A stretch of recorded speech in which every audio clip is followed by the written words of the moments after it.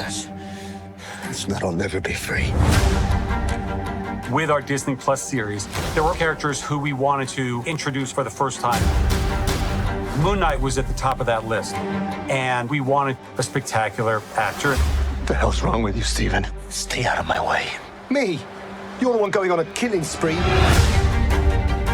Muhammad went for actors that I think he just intuitively know commit. I loved Mayim as an actress. It was very important for me as an Arab to find someone who can represent us. Being half Egyptian myself, it's great that I get to play this mythical character. He's a much more action-oriented character in a way we haven't seen in the MCU. The form of movies is changing. It's a movie on a larger canvas with that level of cinema and quality. I would never have guessed that this would be one of my most creatively fulfilling adventures. It was just amazing. Oh, man, this is mental.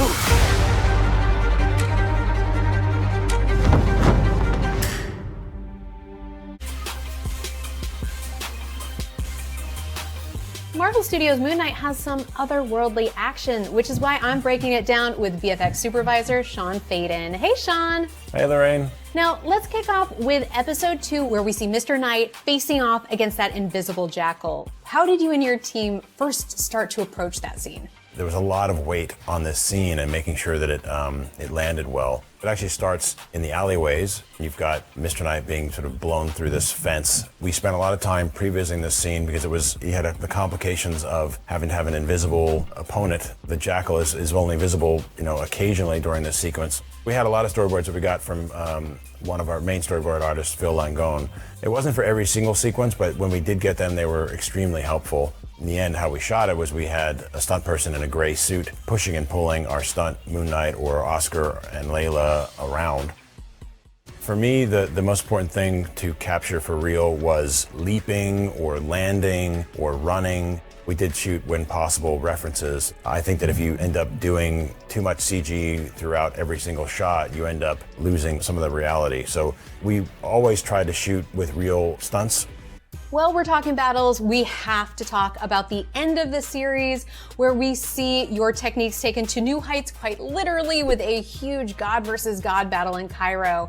How did you go about approaching that scene and bringing it to life? It was a combination of a lot of previs, some storyboarding, a lot of back and forth with our stunt team, trying to figure out what the best flow of fight choreography was going to be for these moments, and making sure that we were seeing, Khonshu getting to be heroic and seeing Amit use some of her crocodile-related fight moves.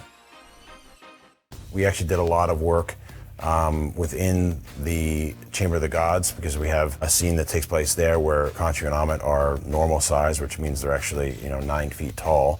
We had prevised all this stuff, and then we went and we shot a lot of background plates within our set, which sometimes we're just looking at like a column and the rest would be blue screen. They created costumes for Amit and Khonshu, real costumes that moved like the real thing, that looked like the real thing, that could be lit like the real thing. So it wasn't just guys in gray suits running around. We actually had a lightable Khonshu and Amit in our scene, and they were able to act against each other.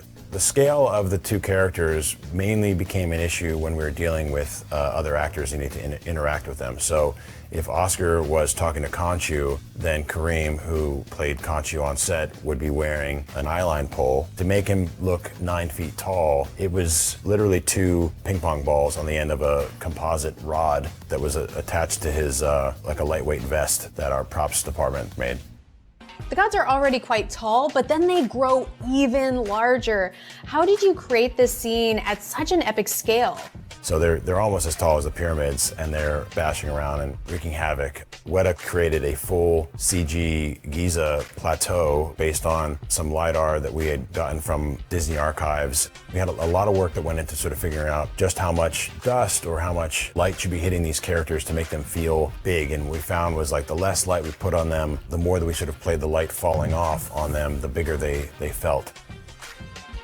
This is really just a tiny drop in the bucket of all of the action in the series. Looking back, are there any moments that you think fans might have missed? The series is jam-packed with lots of cool details. I don't think you're going to catch it on the first viewing. I really think it's one of those things you have to watch a few times to really appreciate all the detail and heart that went into these moments. All right, well, I guess I'm gonna have to go start my rewatch right now. So, Sean, thank you so much for talking with us. Well, I appreciate it. Thanks, Lorraine. And everyone, be sure to go watch Marvel Studios' Moon Knight. All episodes are now streaming only on Disney+.